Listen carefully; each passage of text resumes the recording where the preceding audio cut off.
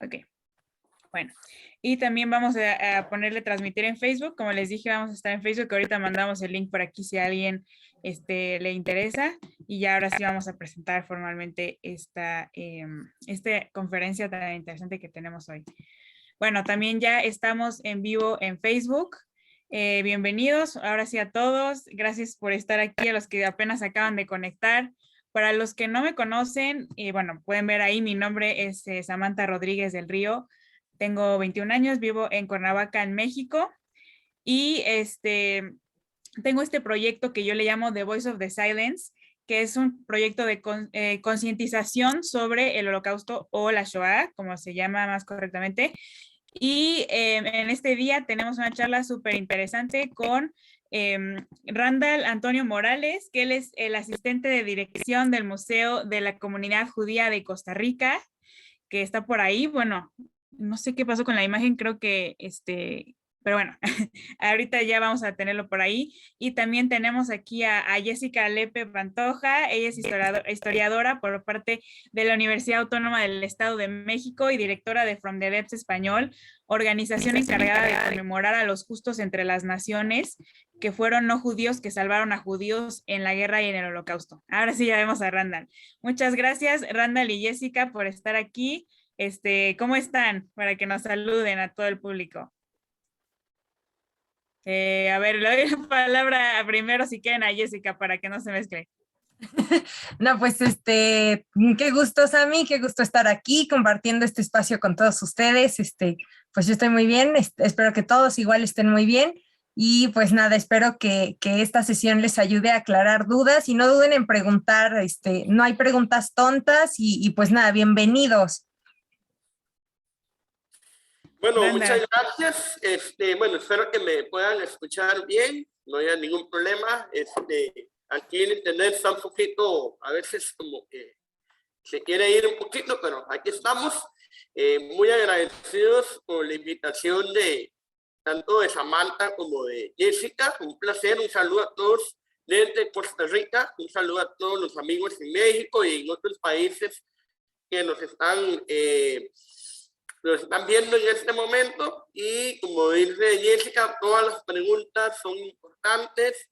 La única pregunta tonta es la que no se hace. Así que, pues, bienvenidos. Ojalá que ahora que podamos conversar un poquito sobre las causas del Holocausto y respecto al tema. Muchas gracias. Muchas gracias, Jessica y Randall, por presentarse, y bienvenidos a los que siguen conectando, que cada vez se conectan más, también a los que nos ven por allá en Facebook. Y bueno, como ustedes vieron en el título, nuestra charla es sobre las causas del Holocausto y bueno, hablando de como la antesala, ¿no? ¿Qué es lo que llevó a que sucedieran todas estas terribles cosas? Entonces vamos a ir como conversando aquí entre Jessica, entre Randall, para que podamos ir aprendiendo y ustedes pueden comentar o preguntar en el chat como comentamos. Entonces vamos a comenzar aquí. Le quisiera dar la palabra primero a Randall para que nos explique pues los antecedentes, ¿no? ¿De dónde viene ese odio a los judíos? Y voy a estar compartiendo aquí unas imágenes en la pantalla. Claro, claro, muchas gracias. Bueno, bueno, el tema, el odio hacia los judíos es muy antiguo. En realidad, incluso podemos decir, hay autores que lo inician, ¿verdad? Los periodistas de cristianas, ¿verdad? O sea, desde prácticamente la época de los imperios de la antigüedad, ¿verdad? Ya venía una actitud de rechazo hacia el pueblo judío, pero digamos, lo que podríamos hablar de la era, digamos, cristiana o la era común, como llaman los judíos, podemos hablar de un antijudaísmo de carácter religioso. Bueno, yo primero quiero explicarles, bueno, como nosotros lo entendemos acá en nuestro museo, el Museo de la Comunidad Judía de Costa Rica, preferimos usar la palabra antijudaísmo en vez de antisemitismo. y aunque, digamos, técnicamente son sinónimos, ¿verdad? Es el odio al pueblo judío, es el rechazo al pueblo judío, ¿verdad? Pero el tema de antisemitismo es, digamos, es muy abierto en cuanto a que los pueblos semitas, ¿verdad? No solamente son judíos, los árabes también son semitas. Pero yo puedo ser antisemita porque odio a los árabes, no a los judíos, ¿verdad? Entonces, digamos, por ejemplo, yo pueda decir, o que alguien diga, yo soy anti-latinoamericano porque me caen mal los costarricenses.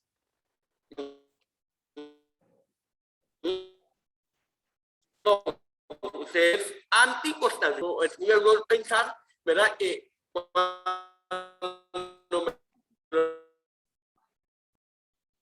refiero a latinoamericanos, me estoy refiriendo exclusivamente porque voy a hacia quién va dirigido, digamos, el rechazo. Es hacia los judíos. Entonces, por ese lado, es importante que lo tengamos eso en cuenta. Ahora, el antijudaísmo, digamos, desde el siglo IV, V hasta el siglo XIX, era de carácter religioso. Es decir, era echarle la culpa a los judíos por haber matado a Jesús. Así, en pocas palabras, haber matado a Cristo, a Jesús, ¿verdad? Haber crucificado al Hijo de Dios, ¿verdad? Entonces, es un antijudaísmo religioso, ¿verdad? Con base, digamos, ahí, por ejemplo, vemos las imágenes, por ejemplo, lo que vemos aquí a la izquierda, que es la imagen de un cerdo o un chancho, decimos en Costa Rica chancho, o cerdo, o cochino, o como se le diga en su país, ¿verdad? Amamantando unos niños, ¿verdad? Entonces, es lo que se llama el judizao, o sea, la cerda judía. O sea, imagínense comparar a los judíos con cerdos, ¿verdad? Y sabemos que dentro de la religión judía, el cerdo es un animal impuro, es un animal que ni siquiera se puede comer, o se debe comer, ¿verdad? Pero, digamos, vean hasta dónde llegaba, digamos, el odio hacia los judíos de compararlos con cerdos. O, por ejemplo, lo que es, por ejemplo,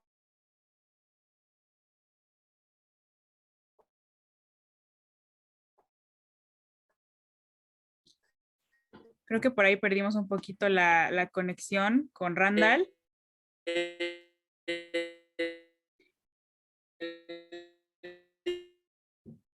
Pero mientras, Jessy, no sé si tú quieras comentar algo.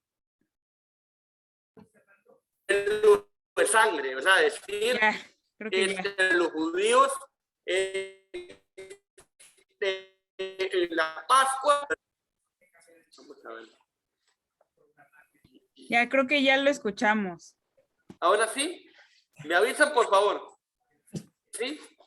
Ok, perdonen, siempre estamos fallando con el internet hoy, no sé por qué, nunca falla, pero hoy justamente tenía que fallar. Entonces, bueno, para no alargar mucho este tema, entonces el antijudaísmo, como les decía, hasta el siglo XIX fue religioso, enfocado en echarle la culpa a los judíos por haber matado a Jesús. Es lo que se llama deicidio, o sea, el asesinato de Dios, ¿verdad? Dei es Dios, Isidio es muerte, asesinato. Pero el antijudaísmo del siglo XX, el antijudaísmo nazi, es racial, o sea, el rechazo a los judíos en virtud de que son considerados una raza inferior y sin derecho a existir, ¿verdad? Y ahí no importa Jesús ni la parte de las creencias de ellos, sino ellos como grupo étnico. Entonces, en este caso, el antijudaísmo racial no permitía, por ejemplo, el antijudaísmo religioso permitía que la persona se declarara católica y ya lo dejaban de perseguir. Pero aquí, en este otro, es un antijudaísmo racial en donde, aunque la persona diga y que renuncia al judaísmo, que es ateo, o que no cree en nada, o que cree en, no sé, cualquier cosa, pero tiene sangre judía, tiene genética judía y por lo tanto está perdido. Entonces, ese es el antijudaísmo que vamos a ver ahora, es el que lleva al nazismo a cometer las atrocidades que finalmente cometieron con la solución final. Muchas gracias, Randall, por ayudarnos a entender la diferencia, ¿no? Entre antisemitismo y antijudaísmo. Y no sé, quisiera ver si Jessica, si tú quisieras comentar algo al respecto para seguir al siguiente punto. Bueno, algo que también es interesante entre el antisemitismo y el antijudaísmo es que el antijudaísmo, vamos a decirlo así, se curaba con la conversión del judío. Entonces, y no buscaba su exterminio. Entonces, por ejemplo, en la Edad Media se expulsó, no, perdón, en el siglo XV, XVI, si no me equivoco, hay una expulsión de los judíos de Europa y muchos de ellos, de hecho, llegan a América, ¿no? Pero el chiste era deshacerse de los judíos haciendo que ellos se fueran, o sea, no acabando con ellos. Entonces, es muy interesante esta parte porque sí se busca que ellos ya no estén dentro de la sociedad o sean tratados como ciudadanos de segunda, pero no se busca su exterminio. En cambio, con un judaísmo, con un antijudaísmo racial o antisemitismo, sí se busca su exterminio, especialmente con los nazis, y además no es curable, por decirlo así. O sea, no importa si se convirtieron, no importa lo que hagan, siempre van a ser judíos porque está en su genética. Esa sería mi aportación. Gracias. Bueno, aquí estamos viendo algunas caricaturas, ¿no? Que pues hacían en burla a los judíos desde antes, ¿no? Y ahorita estamos viendo esta que obviamente ya habla pues de esta época del Holocausto, ¿no?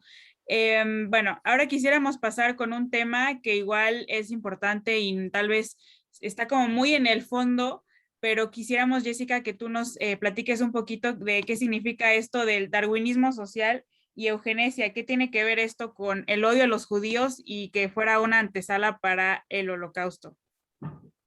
Claro, a ver, como ya mencionó Randall y como hemos estado platicando, hay un odio al judío desde las primeras culturas, ¿no? ¿Por qué? Porque eran diferentes, porque sus tradiciones eran diferentes, porque comían excluyendo ciertos alimentos, se hacían más seguido, etcétera, etcétera, ¿no? Se van a diferenciar desde el principio, pero con el darwinismo social que se va a dar en el siglo XIX, lo que plantean los autores son, fue Joseph Arthur de Gobineau, Richard Wagner, el famosísimo compositor, y Houston Stewart Chamberlain, ellos van a decir que la raza es el factor determinante para identificar al judío y que como son parte de una raza que no está en las superiores, ya se va a empezar a hablar de razas superiores e inferiores, esa raza determina el curso de la historia. Y si no se acaba con las razas inferiores, la historia de la humanidad se va a perder, se va a acabar, y bueno, todos estamos perdidos según esta teoría, ¿no?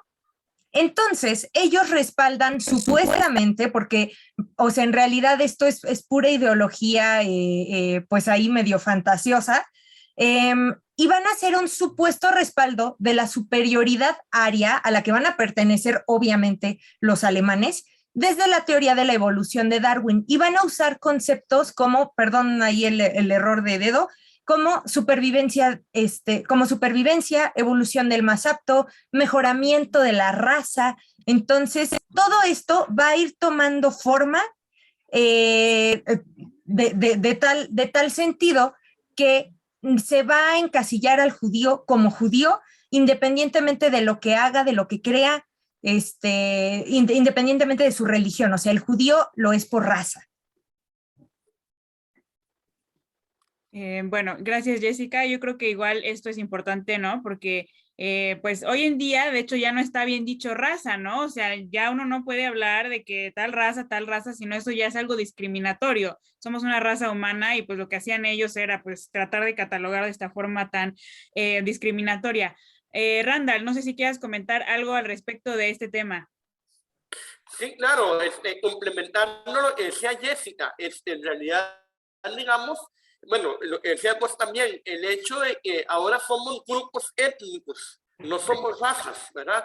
Porque el concepto de raza era para los animales, ¿verdad? La raza de los perros, la raza de la vaca, los animales, ¿verdad?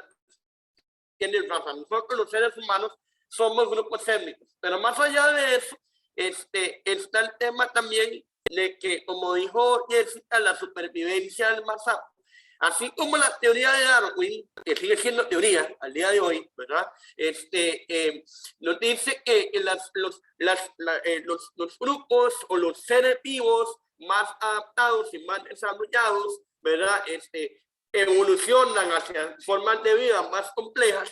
Entonces, el darwinismo social lo que dice es, así también las sociedades más civilizadas, más desarrolladas, más avanzadas, tienen el derecho, por selección natural, de gobernar sobre las otras que vienen más atrasadas, ¿verdad? Y si es el caso, eliminarlas. Entonces, por ejemplo, vemos ahí, digamos, la medición de los cráneos, ¿verdad? Pues el cráneo perfecto, el cráneo del hombre blanco, del hombre ario, bien bonito, de acá, en cambio, el cráneo de tal vez de una persona, digamos, afrodescendiente, que tiene tal vez la mandíbula un poco más pronunciada, o qué sé yo, es una señal, entre comillas, ¿verdad? Cosa que obviamente no compartimos para nada, pero según esta gente, era una señal, ¿verdad? O era una evidencia de que uno era más desarrollado que el otro, ¿verdad? Y ahí tenemos, digamos, al chiquito, ¿verdad? El niño con la bandera, ¿verdad? Rubio, de ojos claros, blanquito, rosadito, una belleza, no lo ven que es una belleza, es una hermosura de chiquito. Claro, todos tenemos que ser como él, ¿verdad? Entonces, ahí donde vemos también que a veces, y lo voy a hacer con mucho respeto, a veces la ciencia también se equivoca, porque las propias universidades en Alemania y muchas partes de Europa apoyaban estas teorías racistas, apoyaban estas ideas, ¿verdad? Entonces, por el hecho de que algo sea respaldado por grandes científicos o por grandes universidades, no necesariamente eso lo hace correcto, ni lo hace cierto, ni lo hace realmente moralmente correcto. Sí, ¿no? Y bueno, qué terrible este término de eugenesia, que de hecho yo también busqué como una definición y es como algo muy sencillo que dice que es la aplicación de las leyes biológicas, ¿no? De la herencia al perfeccionamiento de la especie humana.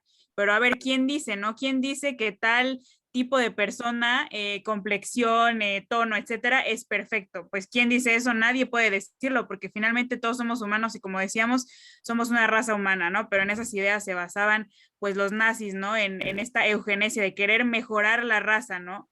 Entonces, no, dilo. No solo eso, perdón, Samantha, no solo eso, sino incluso con ellos mismos, digamos, por ejemplo, dentro de la misma comunidad alemana, digamos, personas que nacieran con síndrome de Down, personas que nacieran con alguna discapacidad, personas que tuvieran problemas mentales, psiquiátricos, o sea, todo ese tipo de personas tampoco tenían derecho a existir, aunque eran arios, pero digamos, era la vergüenza de la raza aria porque no eran perfectos. Entonces, imagínense que incluso hacia lo interno de su propia sociedad, ellos empiezan a exterminar personas basados en esta idea, estas ideas racistas.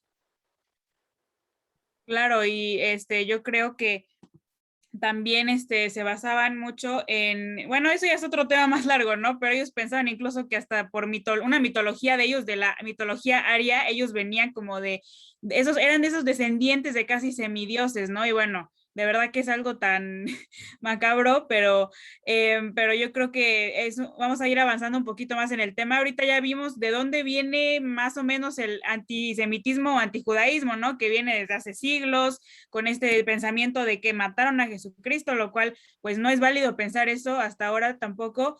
Ya vimos un poquito de dónde viene esa idea de por qué los judíos eran impuros, o sea, que porque su raza, por la eugenesia, que los nazis pusieron esos parámetros. Y ahorita vamos a hablar un poquito más de los hechos históricos que dieron pie a la Segunda Guerra Mundial y al Holocausto. Entonces, Jessica, te doy la palabra. Bueno, antes de continuar, a mí me gustaría aclararle a nuestro público qué es la eugenesia, que ya lo dijo este Randall, ¿no? pero es justamente a todos nuestras abuelitas alguna vez nos han visto el novio feo o la novia fea y nos ha dicho, oye, pero si se trata de mejorar la raza, no empeorarla. Bueno, ese pensamiento justo viene de la eugenesia, que fue muy común, no solo con los nazis, sino a lo largo del globo durante finales del siglo XIX, principios del siglo XX, que decía, por ejemplo, aquí en México, Manuel Gamio y José Vasconcelos van a decir, la mezcla del español con el indígena son la mezcla perfecta, o sea, los mexicanos perfectos salen de esa mezcla, ¿no? O de entre indígenas o de entre españoles.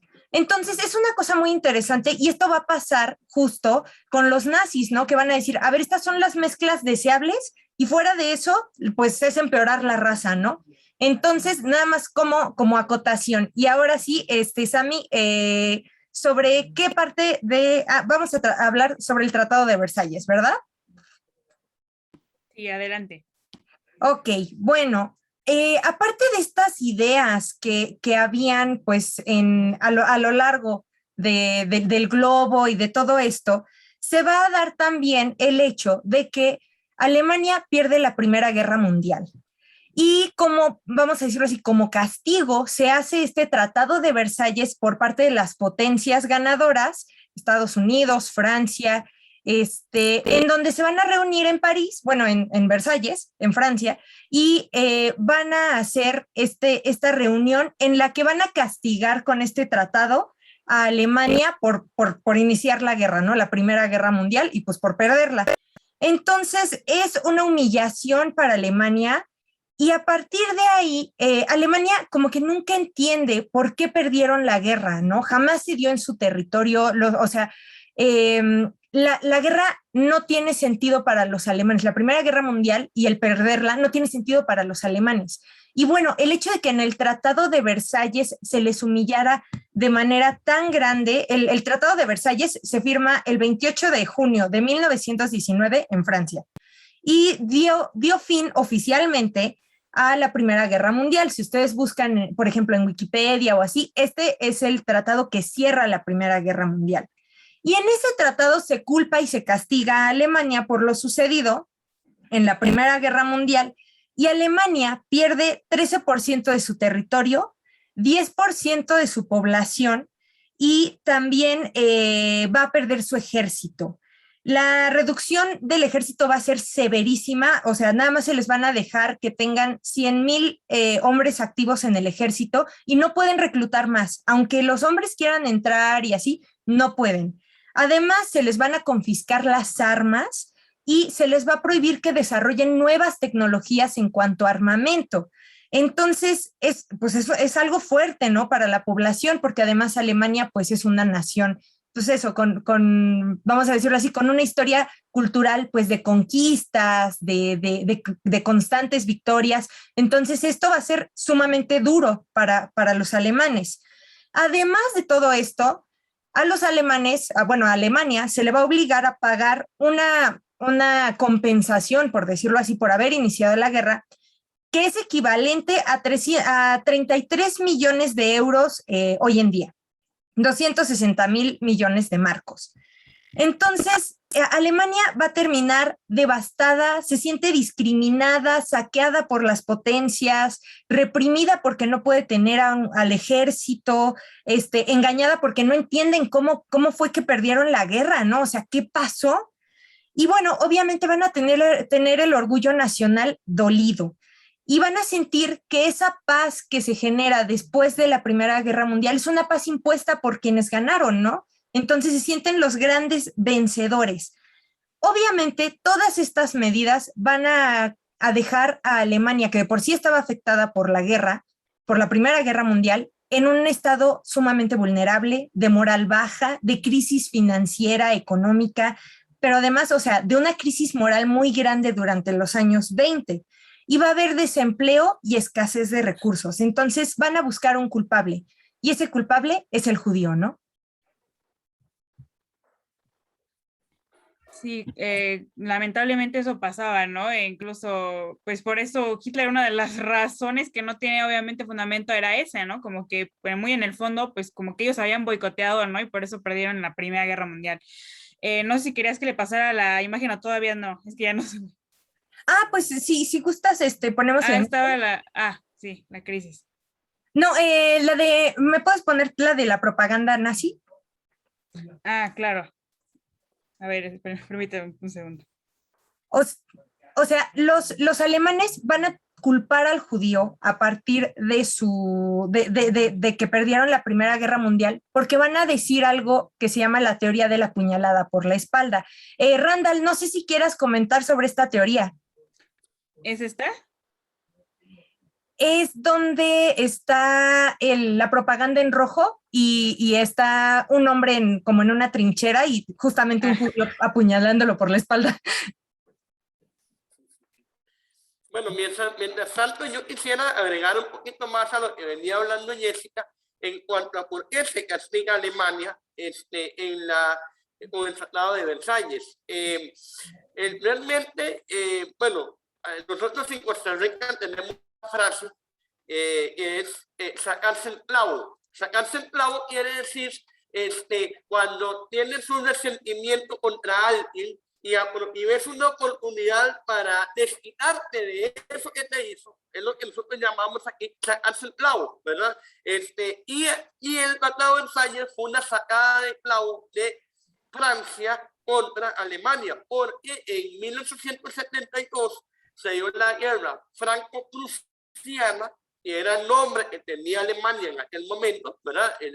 Prusia, ¿verdad? Y esa guerra la ganaron los germánicos, ¿verdad? Y los territorios de Alsacia y Lorena pasaron de ser parte de Francia a ser parte del imperio germánico, ¿verdad? Y entonces, bueno, más o menos 48, 50 años después, Francia dice, me llegó la hora de cobrarme la factura pendiente que tenía con estos, y entonces ahí, ¿verdad? Como decimos también acá en el país, le mete carbón, o sea, le mete cizaña a los otros, digamos, a Estados Unidos, a Italia y a Gran Bretaña, para acordar echarle la culpa de todo a Alemania. ¿Para qué? Para sentirse Francia resarcida por haber perdido la guerra franco-prusiana. Entonces, vean ustedes cómo, y esto más bien provoca,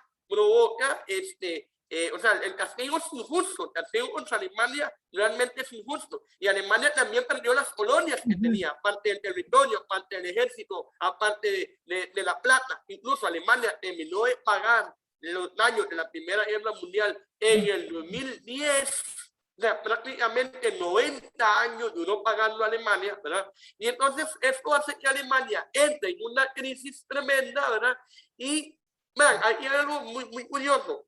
Cuando la gente entra en crisis, a nivel personal, familiar, lo que sea, lo primero que el ser humano hace siempre es buscar un culpable, buscar un culpable. Y entonces, cuando es a nivel nacional y hay una crisis a nivel nacional, lo más fácil es buscar una minoría y echarle la culpa a esa minoría de la crisis que tenemos todos, ¿verdad? Y entonces, era muy sencillo agarrar a los judíos y decir, ustedes tienen la culpa de la crisis que Alemania está viviendo, y es lo que está diciendo ahora Jessica, que los judíos son traicioneros, que meten el puñal por la espalda, que no son confiables y que más bien manejan las potencias occidentales. En la foto de la izquierda vemos ahí a un judío, ¿verdad?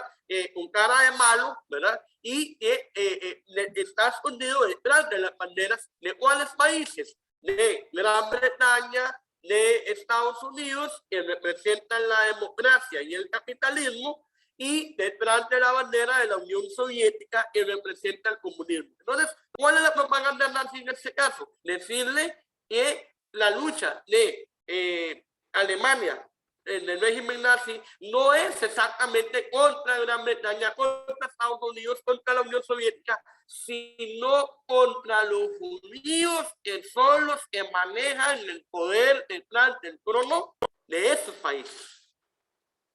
Y yo creo que es muy importante hablar de esto por lo mismo de esos mitos que existen, ¿no? O sea, lo que decían, un día nos tocó a alguien que pues creció pensando que los judíos controlaban los medios de comunicación, ¿no? Ese es uno de los mitos grandes que existen. Aquí vemos cómo los nazis pues creían que ellos eran comunistas, o sea, los tachaban de comunistas y de que ellos habían sido los culpables, ¿no? Y de que los habían traicionado. Y bueno, Randall, ahorita hablando de esto del comunismo y los regímenes totalitarios que empezaron a suceder en esos mismos años, en esa misma época, ¿qué nos podrías tú platicar sobre eso? Bueno, quiero agradecerle, pues a mí se me fue, claro, la traducción que hizo acá mi gran amigo don Álvaro Vega. Ese afiche lo que dice es, detrás del enemigo o detrás de las potencias, el judío, ¿verdad? Eso es claro ahí. Y está también, ¿verdad? Para terminar la idea anterior, está también la idea de el libro, los protocolos de los sabios de Sion, que dice que los judíos tienen un plan secreto para apoderarse de las riquezas del mundo. ¿Y cómo lo van a hacer? A través de la democracia, el capitalismo, pero también a través del comunismo, ¿verdad? Porque Carlos Marx, el creador del comunismo, era de origen judío. Vean qué cosas más interesantes. Ahora, el tema de los totalitarismos. Vean, el totalitarismo son, digamos, una de las formas, de las diversas formas de lo que es el autoritarismo. El autoritarismo es el poder concentrado en una sola persona.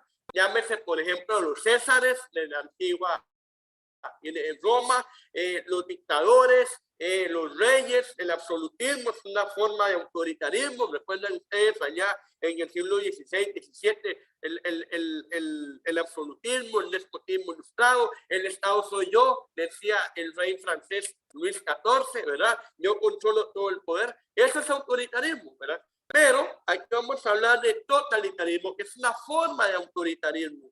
Y es, digamos, son ideologías, ¿verdad? Podemos definirlo como ideologías que tienen características en común. Y vean interesante, porque el fascismo y el nazismo estaban aliadas contra el comunismo, pero las tres, y son ideologías opuestas, porque unos son extrema derecha y el comunismo sabemos que es la izquierda, ¿verdad? Y a pesar de que ideológicamente están en planos opuestos, ¿verdad? Dentro del espectro ideológico, sin embargo tienen cosas en común, como que la existencia de un solo partido político, ¿verdad? No hay democracia, es ese partido el que gobierna y punto.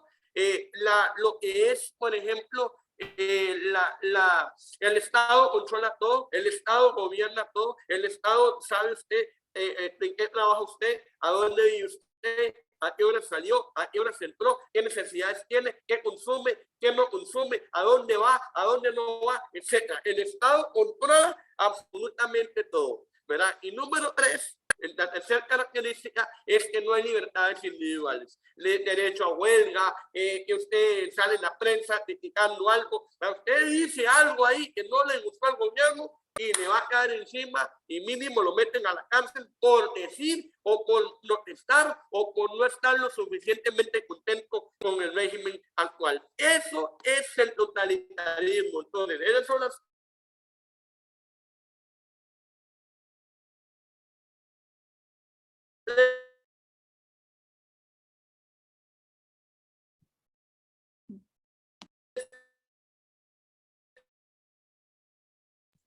Bueno, creo que otra vez estamos perdiendo un poquito la señal de Randall, pero no sé, Jessy, si quieres comentar algo mientras. características básicas del totalitarismo. Un solo partido político. No, sí creo que sí estamos perdiendo bastante a Randall ahorita. Pero sí, bueno, chicos, justamente lo que nos comenta Randall, ¿no? Los totalitarismos lo que van a hacer es controlar todos los aspectos de la vida de la población. Todos, todos, todos, todos, todos. Incluso, bueno, por ejemplo, en el comunismo se prohibió la religión y tan, o sea, no había una religión que fuera tolerada. O sea, la religión controla la mente de la gente, entonces va a estar prohibida. También, bueno, en la imagen que estábamos viendo, ustedes pueden ver 3 tipos de totalitarismos, con características particulares cada uno, pero los 3 son totalitarismos. El primero es el franquismo, ay, Dios mío, en España, no, a ver, ya lo dudé. Bueno, a ver, perdón, disculpen, me ando medio torpe, me dieron una medicina hace rato y no ando tan hábil hoy. Después tenemos en el centro, vamos a tener al comunismo. Franco en España, muchas gracias, una disculpa. Franco en España, luego vamos a tener al comunismo, que es de la Unión Soviética, y después vamos a tener el nazismo, que bueno, es el de Alemania, ¿no? En el caso del totalitarismo nazi, y que también va a ser conocido como el fascismo, toda la figura del Estado se va a centrar en una sola persona, en el Führer. ¿Y qué significa Führer? Significa líder.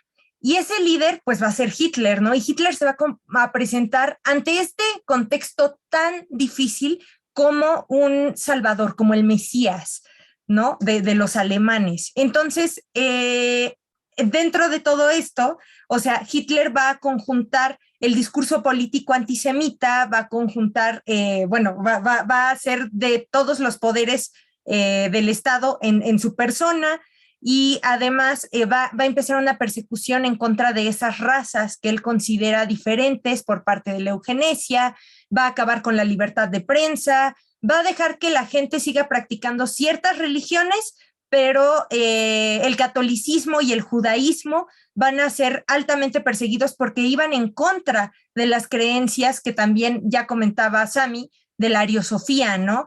De esta religión que habla sobre, supuesta religión, que habla sobre el mito del hombre ario, del superhombre. Va a ser muy interesante, pero creo que ya tenemos a Randall por aquí otra vez. Si gusta retomar lo que nos estaba contando.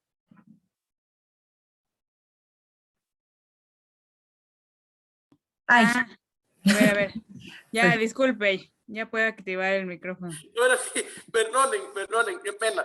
No, lo que estabas hablando es así, o sea, lo que le estábamos terminando de hablar era las 3 características básicas de los regímenes totalitarios, ¿verdad? Lo podemos ver también en las dictaduras que todavía existen al día de hoy, ¿verdad? Cuando se oprime a la gente, cuando no se deja a la gente hablar, ¿verdad? O expresarse libremente. También vemos en ese contexto, hablando de las religiones, ¿verdad? El Papa de aquel momento también llega a acuerdos con Benito Mussolini en Italia. Entonces digamos que ahí también una mezcla ahí de poder político y poder religioso también, ¿verdad? En aquellos momentos tan incómodos para la humanidad. Pero, sí, tristemente, pues, lamentablemente, como creo que vi uno de los comentarios ahí, eso es muy actual, eso todavía existe, todavía se da. Hablando, poniendo el tema de las mezclas étnicas, las mezclas de razas, el ser humano ha tenido esa idea desde siempre, eso no lo inventaron los nazis, ¿verdad? Por ejemplo, en España, bueno, cuando España colonizaba América, ¿verdad? Bueno, hace 200 años que nos independizamos de España, ¿verdad? Más o menos, pero en aquel momento había una línea, una clasificación de razas. Entonces, todos sabemos que un indígena, un español, salía un mestizo, que un español con un negro era un mulato, y un negro con un indígena era un sambo, y así sucesivamente. Pero digamos, si por ejemplo, un mestizo, un hijo de español o un indígena, se casaba con otro español, entonces el hijo de esos dos ya salía más limpiecito, ¿verdad? ¿Por qué? Porque ya tenía más sangre española adentro suyo y menos sangre indígena. ¿Me explico? Se llamaba incluso la sangre sucia, se le hablaba de la sangre sucia, ¿verdad? Entonces, vean cómo todo eso ha permanecido en el imaginario del ser humano, ¿verdad? Por ejemplo, en ese momento, digamos, en el siglo pasado, allá por 1920-30, un científico muy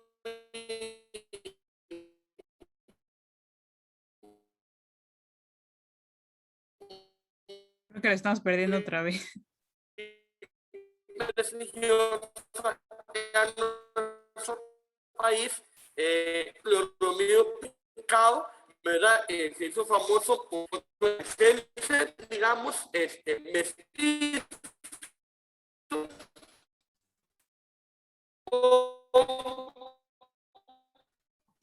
Creo que ahora sí. negros, Lo estamos Ronald, te estamos perdiendo.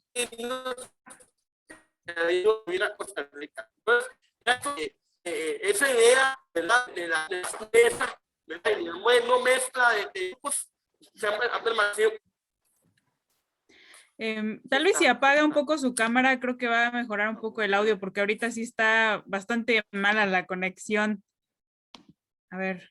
Sí, pero creo que en general el mensaje de Randall como que lo entendemos, ¿no? O sea, esto de la cuestión de la raza, que incluso si ustedes le preguntan a un biólogo o a alguien que está en ciencias naturales, les va a decir, no, es que solo hay una raza humana, ¿no? Pero ese es un pensamiento verdaderamente moderno y cómo nosotros tenemos que estar conscientes de que en nuestro imaginario o en nuestra mentalidad como sociedad a nivel mundial, eso sigue, ¿no? O sea, de repente, o sea, no, a lo mejor y no tenemos estos términos despectivos, pero muchas veces, por ejemplo, estaba viendo un video que me causó mucha gracia, en el que le dicen a un hombre gringo, un hombre estadounidense, que diga la palabra negro en frente de otros negros, ¿no?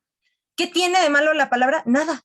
Pero como nuestra mentalidad, decirle negro a alguien tiene una connotación despectiva. Bueno, este hombre que es blanco dice, no, no, no, yo no voy a decir yo no voy a decir niga, ¿no? Yo no voy a decir negro.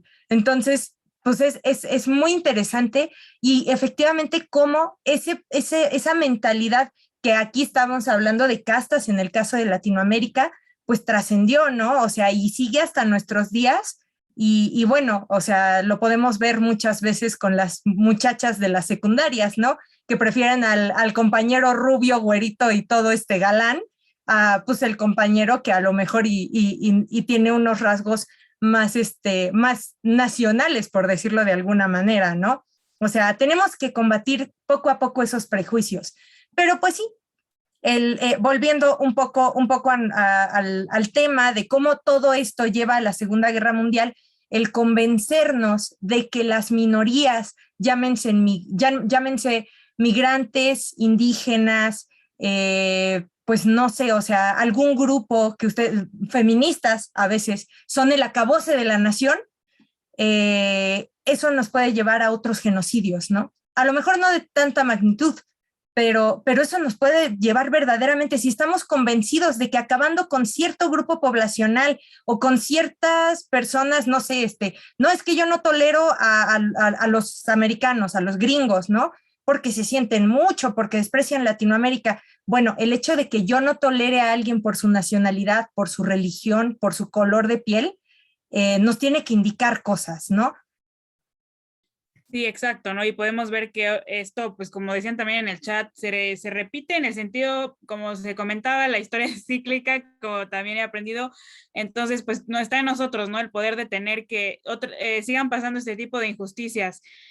Bueno, creo que Randall sí sigue por ahí, entonces quisiéramos pasar a que nos explicaras un poco la diferencia entre Holocausto y Shoah, ¿no? ¿Por qué los judíos le llaman Shoah y por qué la mayoría que no somos judíos siempre lo hemos conocido como Holocausto? ¿Cuál es la manera, digamos, que más correcta de decirlo? Ok, ya volví, ahora sí, ¿me escuchan bien? ¿Sí? ¿Me ven bien todos? ¿Sí? Ok, bueno, se habla del Holocausto, de la Segunda Guerra Mundial o de la Shoah. Bueno, el término más correcto es Shoah, que significa tragedia o catástrofe. El término Holocausto en realidad es un término bíblico que hace referencia a los sacrificios que tenía que hacer el pueblo judío sacrificios de animales, ¿verdad? Ojo, de animales. Entonces, las vaquitas, las ovejas, los palominos, o sea, eran animales que tenían que sacrificarse o ser sacrificados en ciertos rituales que la Biblia manda. Entonces, holocausto quiere decir todos quemados, o sea, eran animales que eran quemados en altares, ¿verdad? En altares en el tiempo del Antiguo Testamento. Y nada tiene que ver entonces con el holocausto, digamos, de la Segunda Guerra Mundial, porque uno es un sacrificio ritual bíblico que se hacía voluntariamente el pueblo judío, y este otro, ¿verdad? Lo que es la Shoah, más bien es el genocidio, la exterminación de seres humanos sin ningún motivo religioso de por medio, simplemente por el deseo de hacer daño, el odio por el odio simplemente. Entonces, en realidad, digamos, holocausto es una palabra, digamos, que tiene un contexto, digamos, sagrado, de cierta manera sagrado, porque igual ordenado por Dios, y realmente no se debería utilizar para referirse a los crímenes de la Segunda Guerra Mundial. La Shoah, digamos, comienza no con los campos de concentración, ¿verdad? Comienza cuando se inicia toda esa propaganda nazi en contra de los judíos. Ahí es cuando comienza realmente la Shoah, porque primero se hace una propaganda, se convence a la gente, se hace un lavado cerebral de la gente, se reeduca a la gente para que piense de esta manera, y luego se le quitan los derechos, las leyes de Nuremberg le quitan los derechos a los judíos, luego vienen los pogromos, vienen los ataques a las casas, a las sinagogas, a los negocios, y último vienen los guetos, ¿verdad? Encerrarlos en centros barrios, no pueden salir de ahí, y finalmente lo que es la solución final, o sea, la apertura de campos de concentración y de exterminio, que no era lo mismo los dos, ¿verdad? Exactamente lo mismo no era, ¿verdad? Había campos, digamos, de pasada, digamos, como para organizar a la gente, había campos de trabajo, pero también había campos de exterminio, ¿verdad? Que ya eran las cámaras de gas, que eran los fusilamientos, que eran los ahorcamientos, y además utilizar a judíos para experimentos médicos, ¿verdad? Como si fueran ratas de laboratorio. Entonces, repetimos que lo mejor es llamarle Shoah, que significa en hebreo tragedia o catástrofe. Ok, muchas gracias, Randall. Yo creo que es bueno pues saber la diferencia, ¿no? Adelante. Comúnmente ay, perdón, es que se congeló. Comúnmente le conocemos así como holocausto, por eso, por ejemplo, también las pláticas que hacemos le ponemos ese término para que, pues, obviamente las personas que pues no tienen el conocimiento de qué significa lo mismo Shoah, pues puedan entender, ¿no? Pero es bueno el saber este término también. Jessy, no sé si quieras dar algún comentario sobre esto. Bueno, más bien quiero retomar algo muy importante que acaba de decir Randall, ¿no? Que es que se hace como el lavado de cerebro, el coco wash. Pero, o sea, algo muy importante que tenemos que entender todos nosotros es que los nazis no estaban locos. O sea, decir, no, hombre, es que esos cuates, no, hombre, o sea, de verdad estaban loquísimos, quién sabe qué traían. No, o sea, era gente convencida de lo que estaba haciendo y convencida de que los otros eran inferiores y que, o sea, merecían morir peor que ratas. O sea, de verdad es un asunto muy, muy duro, porque decir que los nazis estaban locos es quitarles culpa de lo que hicieron.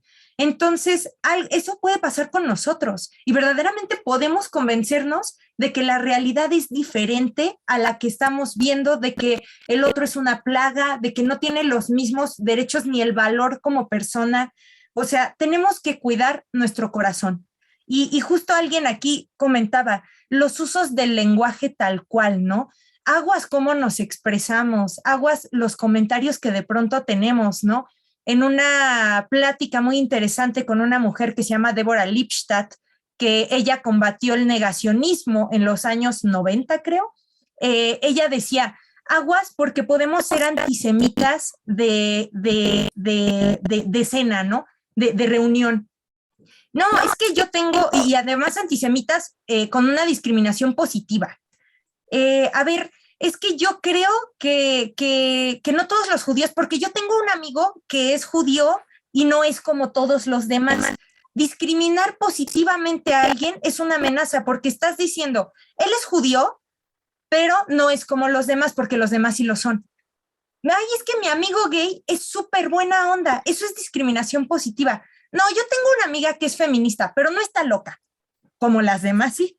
Entonces hay que tener cuidado porque la manera en que nos vamos expresando va formando ese inconsciente y nos pueden llegar a convencer de que alguien es una plaga para nuestra sociedad o una amenaza para nuestro país, ¿no? Sí, exacto, ¿no? Y seguimos comentando que pues eso sigue sucediendo hoy en día, ¿no? Entonces no es como nada más verlo, pues ya el Holocausto, la Segunda Guerra Mundial fue el siglo pasado, sino que este tipo de cosas siguen sucediendo, tal vez a menor escala, pero por eso es importante hablar de ellas. Bueno, Randall, no sé si quieres decir algún último comentario para yo dar un poquito la conclusión que tenemos preparada. A ver, no creo que está... Está congelado. Sí, bueno, entonces voy a seguir yo. Bueno, como conclusión queremos hablarles un poquito sobre la cultura. Ah, ya, ahí está, ya lo escuchamos. No, adelante, sigue, no hay problema, adelante. Ah, ok, espera un segundo. Creo que ahorita más bien son las preguntas, ¿verdad? La conclusión es ya al final. Sí, es que, perdón, ahí me confundí un poquito. Ahorita tenemos nuestra sesión de preguntas y respuestas y también algún comentario, que creo que ahí la maestra quería comentar. Pero antes de que alguien, no sé, por ejemplo, si tenga que salir o algo, quisiéramos tomar la foto de la reunión de hoy. Entonces, si pueden prender su cámara, yo sé que no a todos les es posible, ¿verdad? Pero si la pueden prender, sería bueno para que tengamos aquí la foto y siempre las compartimos en nuestras redes sociales, que se las damos también a compartir en el chat por si no nos siguen. Ay, muchas gracias. Ya estoy viendo ahí a varios que están prendiendo su cámara. Bueno, ahí vemos a los alumnos también en su salón.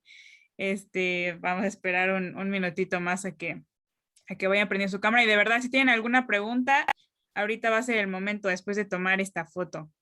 Entonces la pueden escribir ahí o si no, les podemos dar la palabra unos minutitos.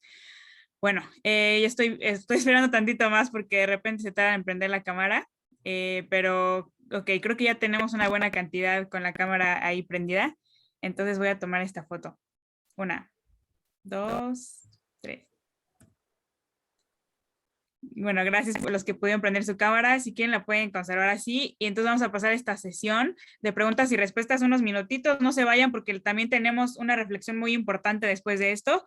Quisiera primero darle la palabra a la maestra Rosario Cardiel, que quería comentar algo. Y si alguien más tiene una pregunta de verdad, puede ponerla en el chat o levantar la mano. Hola, buenos días a todos.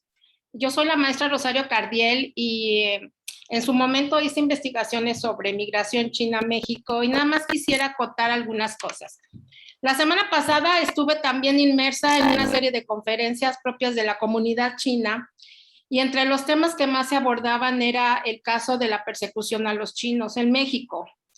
Pareciera que cuando hablamos del Holocausto, lógicamente por el tema y por su connotación tiene que ver en el espacio alemán, pero hay que recordar que nosotros tuvimos episodios muy fuertes de racismo, de persecución, de asesinato, y este lema de haz patria, mata a un chino se hizo muy fuerte en el norte del país, en el sur de California, y la expulsión fue masiva, y las mujeres, si se casaban con chinos, igual eran expulsadas.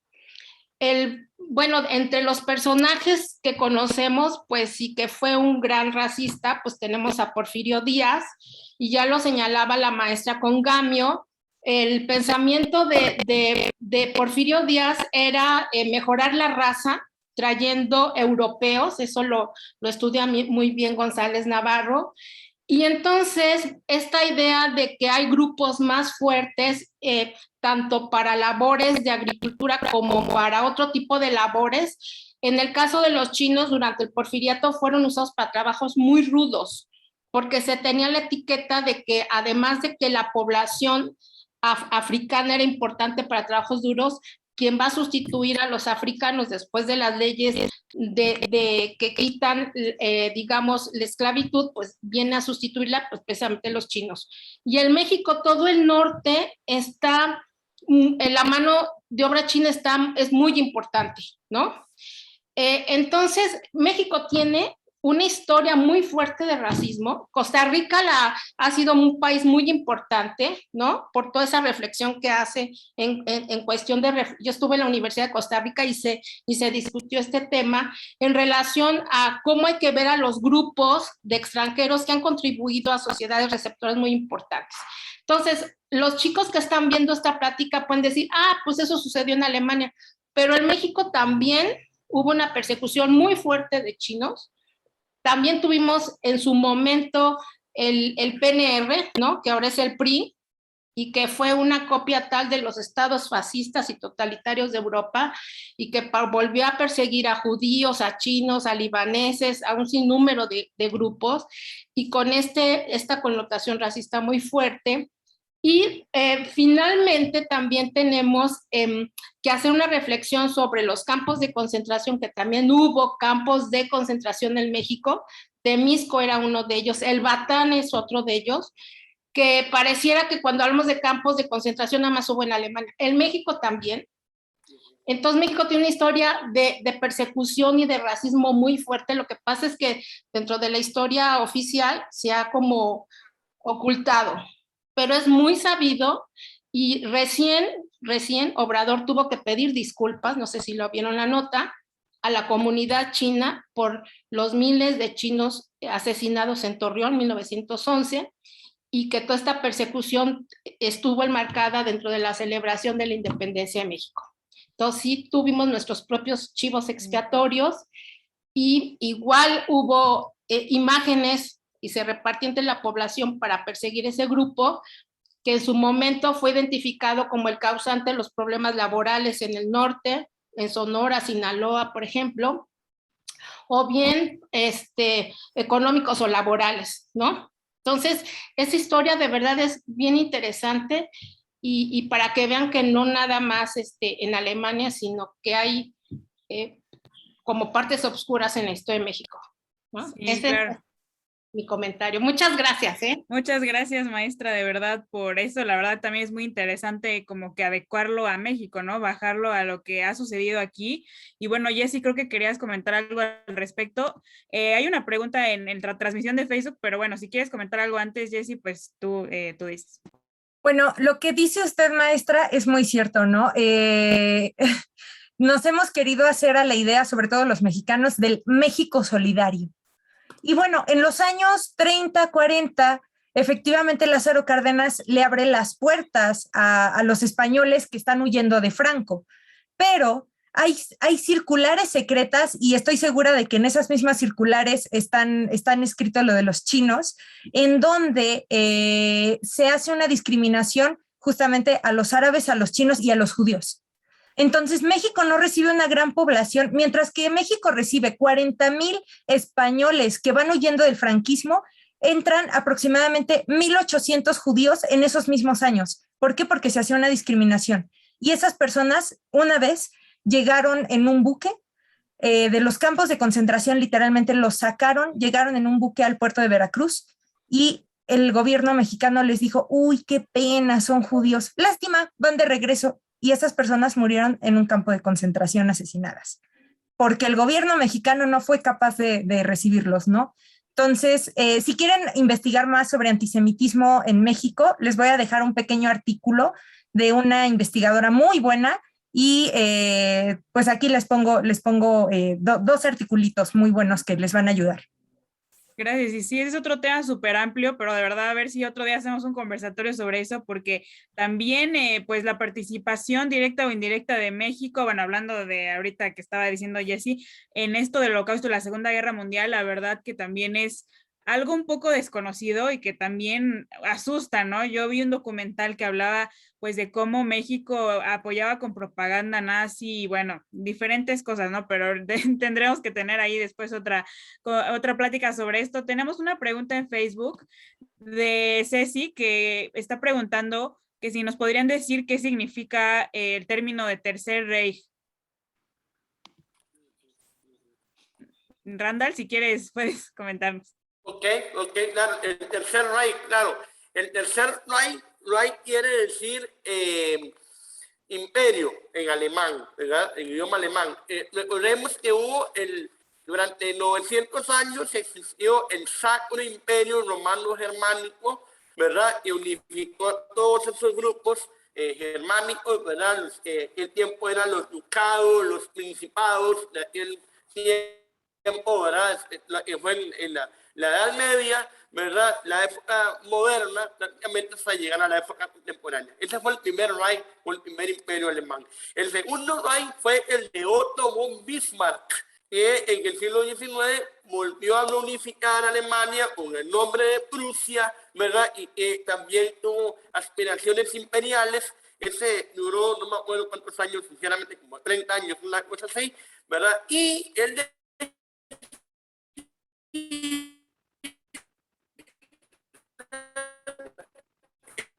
era el tercer imperio, el tercer Reich, que iba a durar 1000 años, igual que el primero, pero apenas duró 12. De que, por ejemplo, acá, digamos, bueno, yo tengo problemas con el internet otra vez,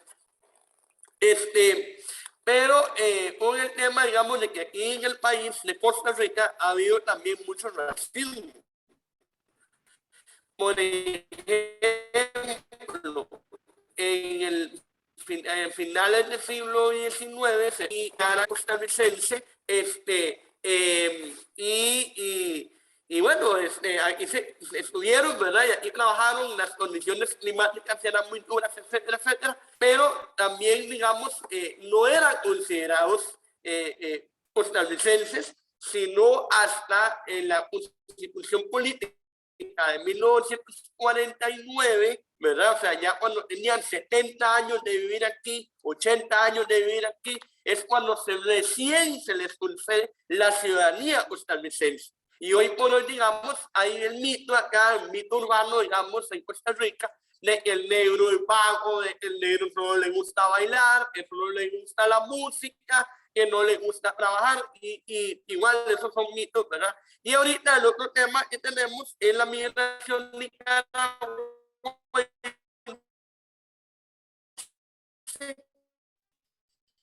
que es muy fuerte, ha sido muy fuerte desde los años 80, o sea, de hace 40 años, una migración nicaragüense a saturar los hospitales, vienen a saturar las escuelas, vienen a, ¿verdad?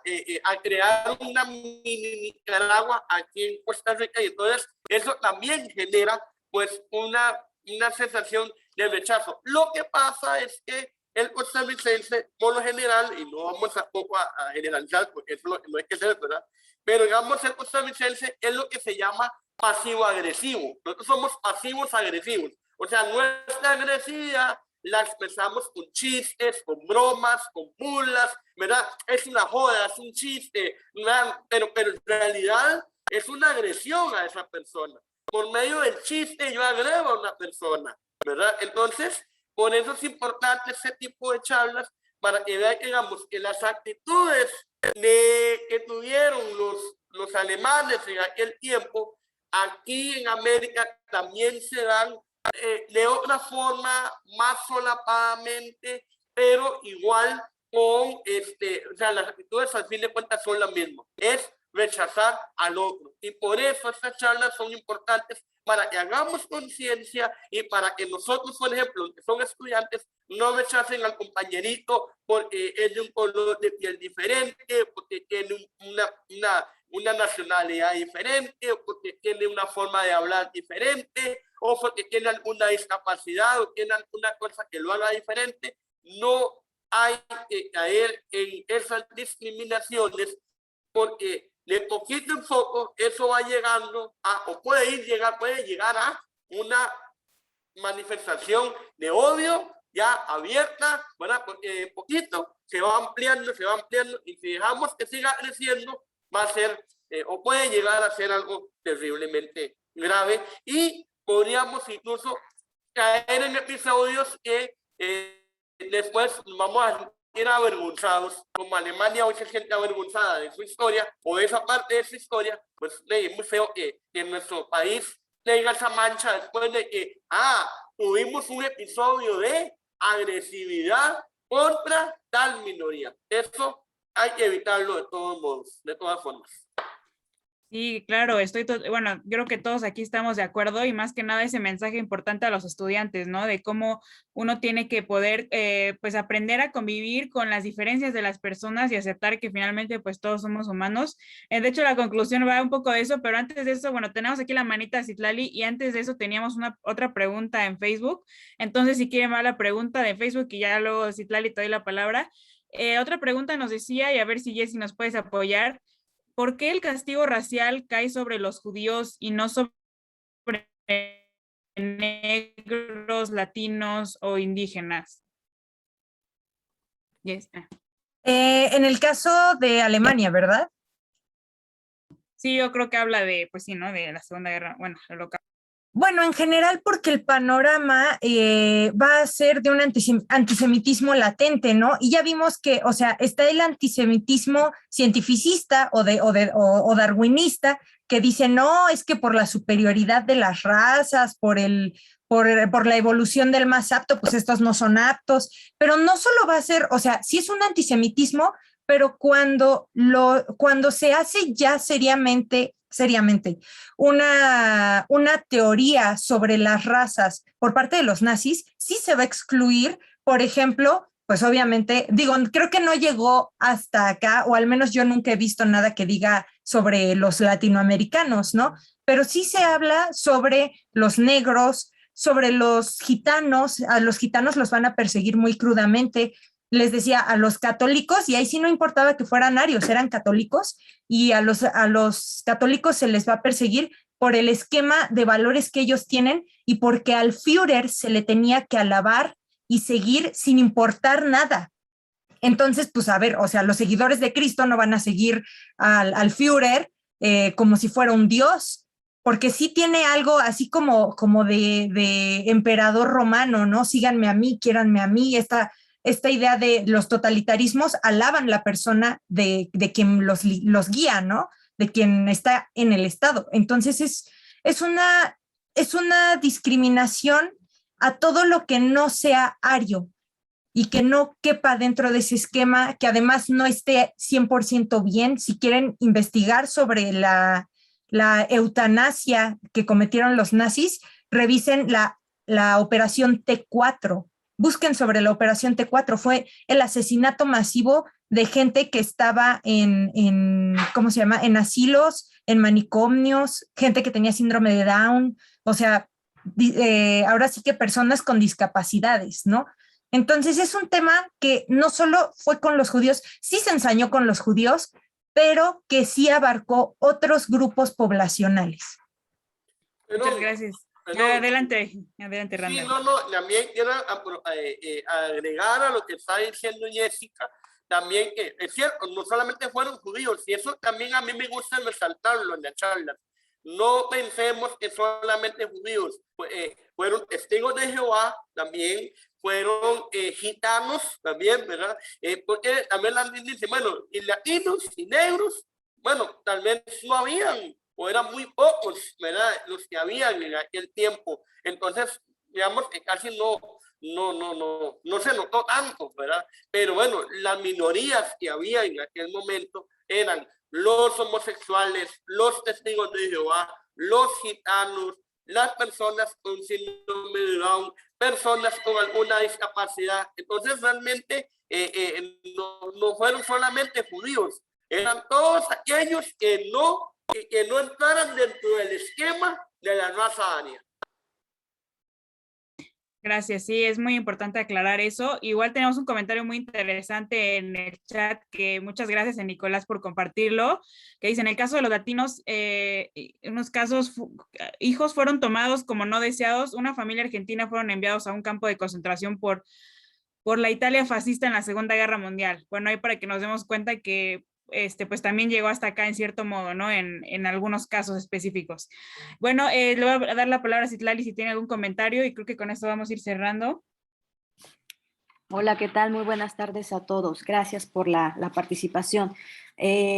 Mi comentario va en relación a a las persecuciones dirigidas, ¿no? O permitidas por parte de las autoridades, por parte del gobierno, como es el caso de los pogrones, ¿no? El pogrón más famoso, Kristallnacht, ¿no? La noche de los cristales rotos, ¿no? Cuando en un momento determinado, pues la población sentía descontento en contra de una forma de organización política, qué sé yo. Entonces el propio gobierno decía, pues en lugar de que me hagan algo a mí, pues mejor hay que dirigir ese odio, ese resentimiento en contra de una población. ¿Y quién? Pues los primeros, ¿no? Los judíos, los gitanos, un grupo en particular, ¿no? Y entonces dirigían esos actos de violencia, ¿no? Y el más famoso, como les comento, era el de Kristallnacht, ¿no? Eso era una forma también de control, pero no solamente de dirección, sino también para mantenerse ellos en el poder. ¿Sale? En lugar de que me agredan a mí, en lugar de que me ataquen a mí por mi forma de gobierno, por mis despilfarros o qué sé yo, pues mejor que hay que direccionarlos, ¿no? Entonces, también no perder de vista que era una forma de mantenerse ellos en el poder. Muchas gracias. Muchas gracias, Itlali, por tu comentario. Y claro que sí, ¿no? O sea, también buscaban el poder 100%. A veces al buscar el poder se quiere oprimir pues a la demás población o a ciertos grupos y pues no es la manera correcta, lo sabemos. Bueno, nada más como último, antes de pasar a la conclusión, quisiera saber si alguno de los alumnos ahí, no sé, el profe Miguel o alguien tiene alguna pregunta. A ver, vamos a ver, un segundito. O algún otro joven que por ahí tenga alguna pregunta. Bueno, creo que al parecer no tienen pregunta. Bueno, esperemos que haya quedado muy claro, de verdad. Si tienen alguna pregunta que les quedó por ahí, pues nos las pueden escribir aquí en el chat y podemos también pues comentarla, ¿no? Bueno, para cerrar como este tema, queríamos también cerrar con, ay, perdón, queríamos concluir con algo como muy importante, porque no sé si todos ustedes lo sabían, pero hace unos días fue el Día Internacional de la Paz. El Día Internacional de la Paz se celebra cada 21 de septiembre y fue instaurado por la ONU en el 1981, ¿no? En este día, pues lo que se busca es, obviamente, esto de, pues, procurar la paz, ¿no? En realidad es un día de observación de 24 horas de no violencia y alto al fuego. Bueno, eso habla de los países, ¿no? O sea, digamos que se propone que no haya como esos conflictos entre países, hablando a gran escala, pero pues también está dedicado al fortalecimiento de los ideales de la paz, ¿no? O sea, en general, entre grupos de personas, entre las sociedades, etcétera. Según las Naciones Unidas, la cultura de la paz, que es lo último con lo que queremos cerrar, porque creo que es algo muy importante la cultura de la paz para poder prevenir este tipo de manifestaciones de odio que llevaron al Holocausto, a la Shoah. La cultura de la paz consiste en una serie de valores, actitudes y comportamientos que rechazan la violencia y previenen los conflictos, tratando de atacar sus causas para solucionar los problemas. Esto es mediante el diálogo, ¿no? Porque como humanos naturalmente ante un conflicto normalmente se actúa con violencia, ¿no? Ya sea verbal, ya sea física, de cualquier tipo de violencia. Y esta cultura de la paz pues nos anima, ¿no? A que realmente vayamos más bien al fondo del conflicto y se pueda resolver de una manera pacífica y con un diálogo pues con valores, ¿no? También es importante decir que la ONU fue fundada en 1945, o sea, justo cuando terminó la Segunda Guerra Mundial, ¿no?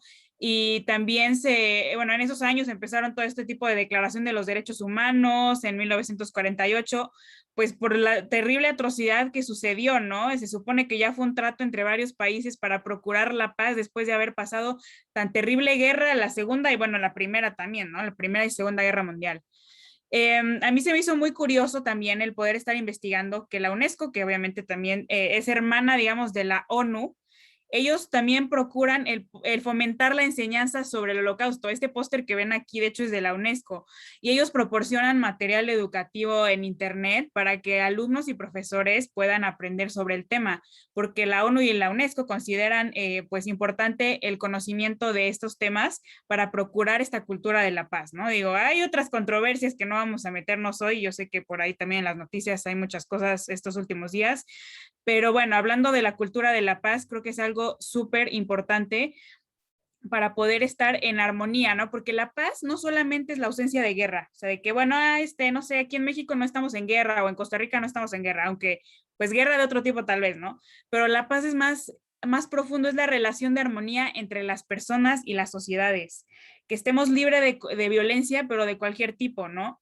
La violencia puede ser, como ya dije, física, emocional, verbal, incluso hasta ignorar a alguien podría considerarse como violencia. Y bueno, Jessy saben también bastante de eso, pero ahorita no vamos a andar mucho. Obviamente es súper necesaria la paz para el desarrollo de las sociedades, ¿no?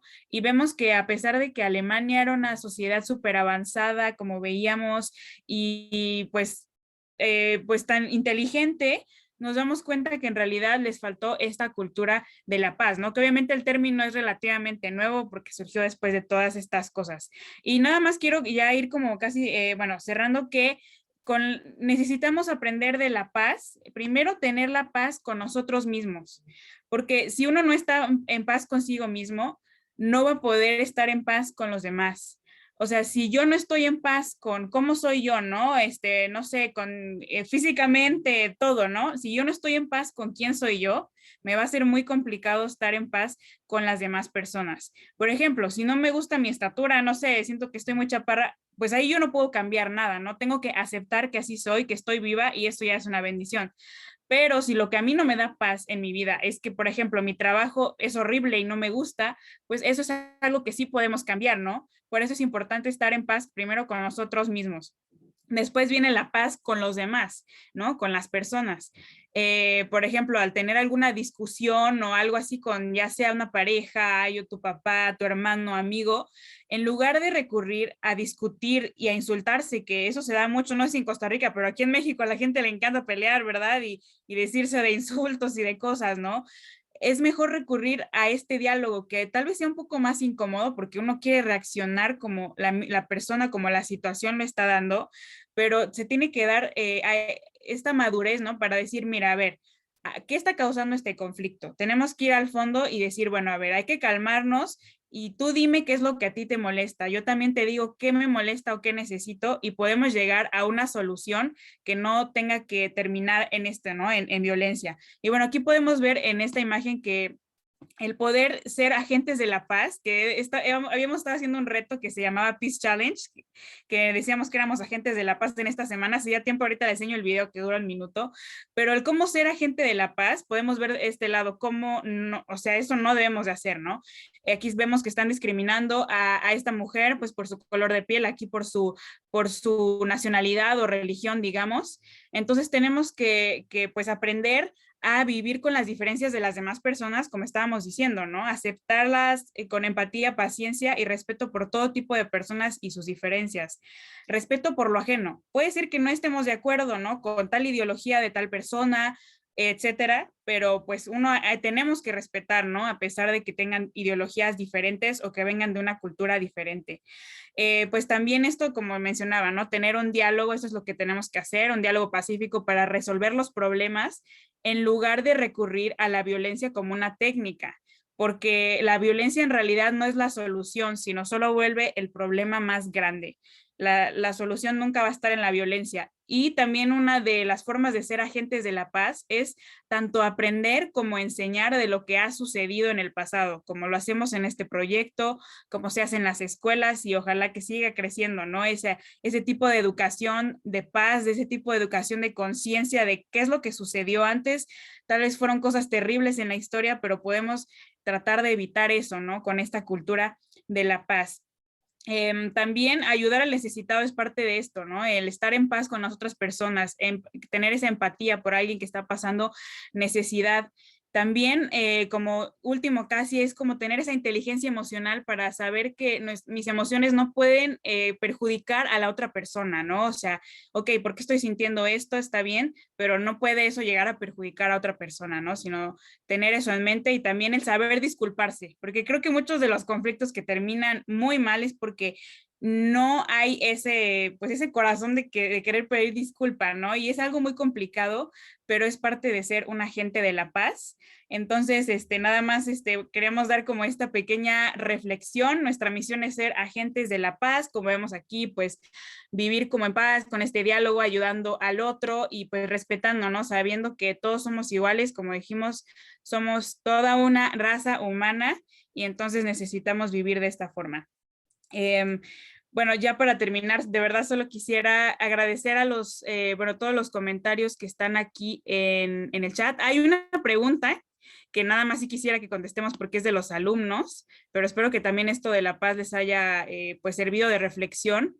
Ya esta última pregunta dice, ¿el odio personal de Hitler hacia los judíos estaba directamente relacionado con el odio general de Alemania hacia la raza judía?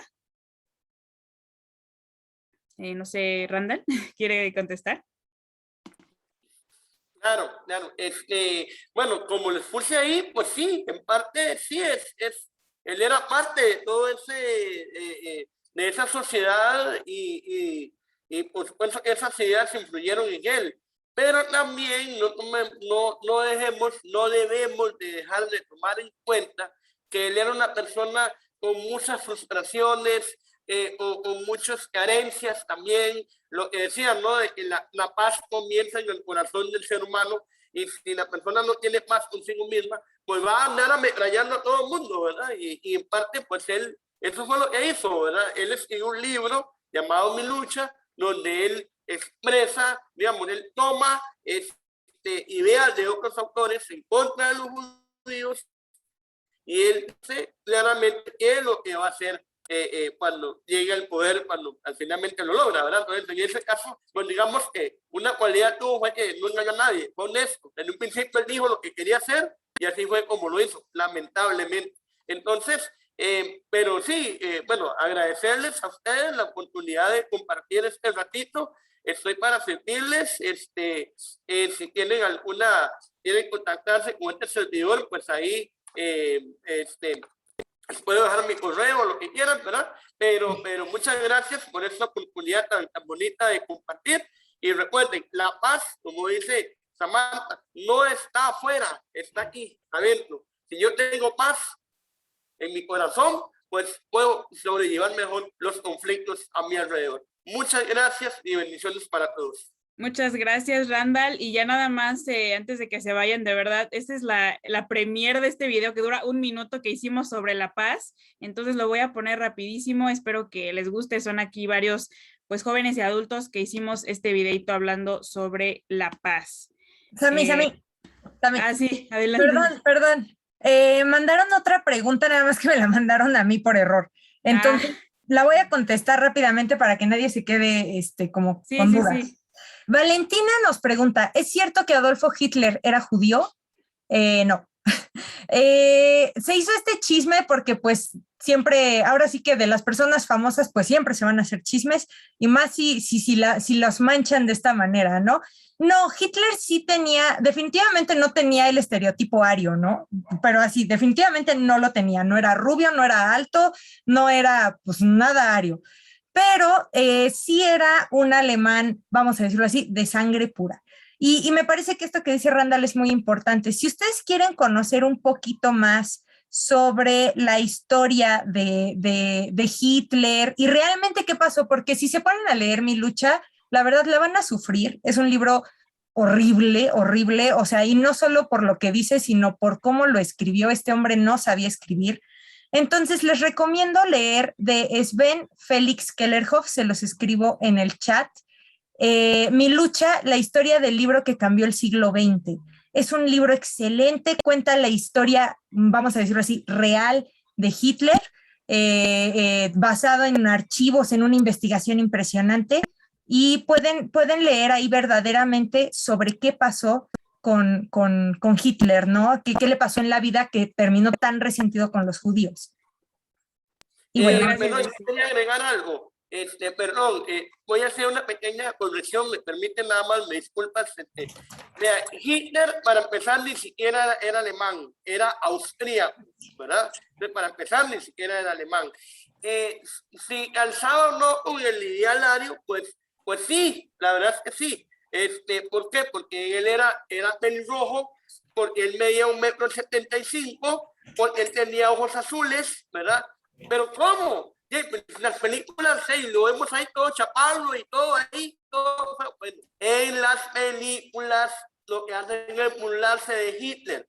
Pero, digamos, el Hitler real, digamos, yo he visto fotografías de él a color y todo, digamos, he investigado un poquito la biografía de él, pues sí, digamos, sí calzaba dentro de los parámetros de la personaria, pues en ese sentido, digamos, de que si era alto, si era pelirrojo, si tenía ojos claros, ¿verdad? Pero al margen de eso, eso no le da ninguna justificación a él de hacer lo que hizo, ¿verdad?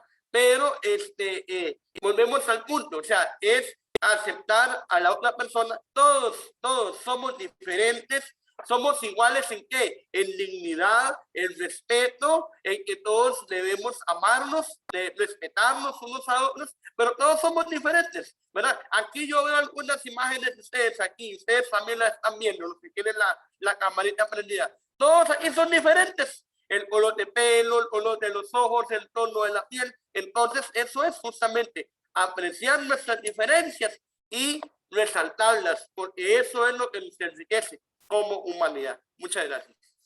Muchas gracias, Randall, también por ese comentario. Yo creo que igual enriquece mucho para terminar esta charla. Y nada más les voy a poner este video. Les prometo que es súper rápido. Yo sé que les va a gustar. Entonces, bueno, lo voy a poner. Yo recuerdo, yo soy un agente de la paz. Yo recuerdo, yo soy un agente de paz. Yo recuerdo, yo soy un agente de la paz. Yo recuerdo, yo soy un agente de la paz. Yo recuerdo, yo soy un agente de la paz. Yo recuerdo, yo soy un agente de la paz. Yo recuerdo, yo soy un agente de la paz.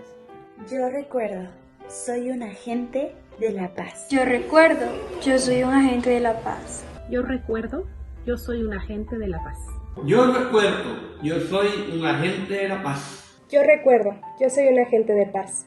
Yo recuerdo, yo soy una persona de la paz. Yo recuerdo, yo soy un agente de la paz. Yo recuerdo, yo soy un agente de la paz. Yo recuerdo, yo soy un agente de la paz. Yo recuerdo y soy agente de la paz. Yo recuerdo, yo soy un agente de la paz.